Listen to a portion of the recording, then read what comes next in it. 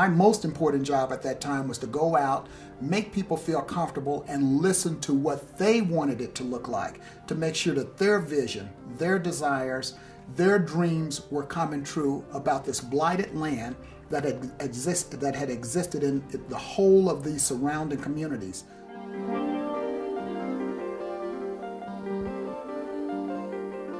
As recently as 1998, people said to me, nobody would ever buy property. Nobody would ever live there. The neighborhoods are too terrible. It's too dirty.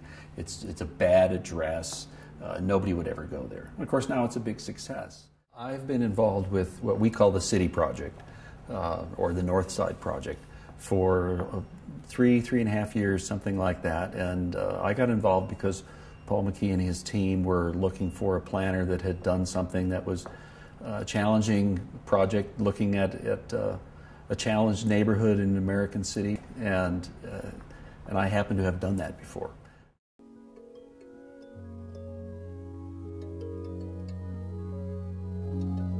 It's a mix of single-family homes. There are apartments on top of garages. There are row homes. There are apartment buildings. There are condo buildings. There's co-housing here. There's grocery, a number of different shops, offices, senior living, and a couple of parks as well, in addition to the theater. So it's pretty well mixed in a small site. The co-housing was developed by a separate developer, which we definitely are doing on the north side. We envision many developers being part of it. We don't expect Paul McKee to develop everything by any stretch of the imagination. And that's what gives these places character. This is a community of people who came together because they wanted to live in a sort of multiple family environment where they have more of a sense of community than they would have if they were living in some suburban neighborhood or something. So this has its own character. That's why it's so colorful, because that's what they wanted to do, and represents who they are and kind of a self-expression. And that's great.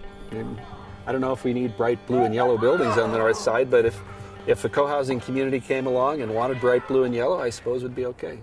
If you were to divide the cost of housing in Denver into thirds, this is right at the top of the first third, the bottom of the second third. It's not terribly expensive. This has become a neighborhood, this project's definitely contributed to, that people are now reinvesting in the neighborhood and trying to stabilize the neighborhood. And this investment helps that. But there's lots of good things happening around also.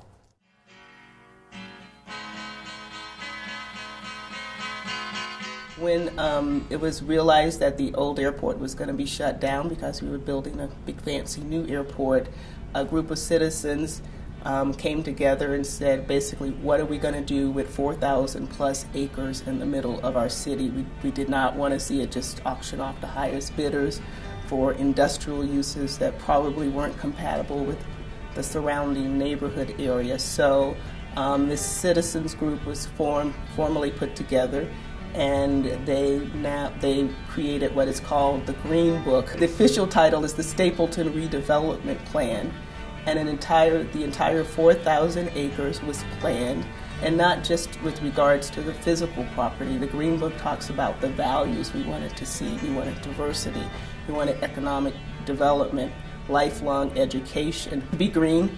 This is a very green community. So there's about 10 or 14 guiding principles in the Green Book, along with a master plan. And to make sure it happened that way, this Stapleton Development Corp was formed, whose primary function is as protector of the Green Book. In other words, protecting the vision, making sure things are developed in a way that is compatible with the Green Book. It was quite a very exciting time, not only just for the city of Denver, but of course the largest infill project in the United States was about to be tackled by Forest City Enterprises. As part of my responsibility was, of course, community relations at that point. And that really meant going out and listening more than telling the story about what this picturesque new development was going to look like years down the road. I have led probably 150 public meetings on Stapleton project over the years. And so I think I feel like I met every single person in the neighborhood that surrounded Stapleton. Many of them really were very, very skeptical and negative about the project because they thought that we were there to hurt them.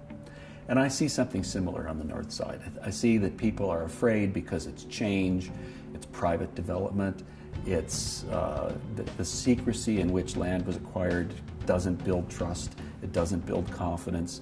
Now I think it's important. You know, Paul McKee himself has to rebuild that trust and confidence, but I play a role in that too. I have to put my money where my mouth is, live up to my words, do what we say we're going to do, and show people that we mean, that we intend to improve this for everybody.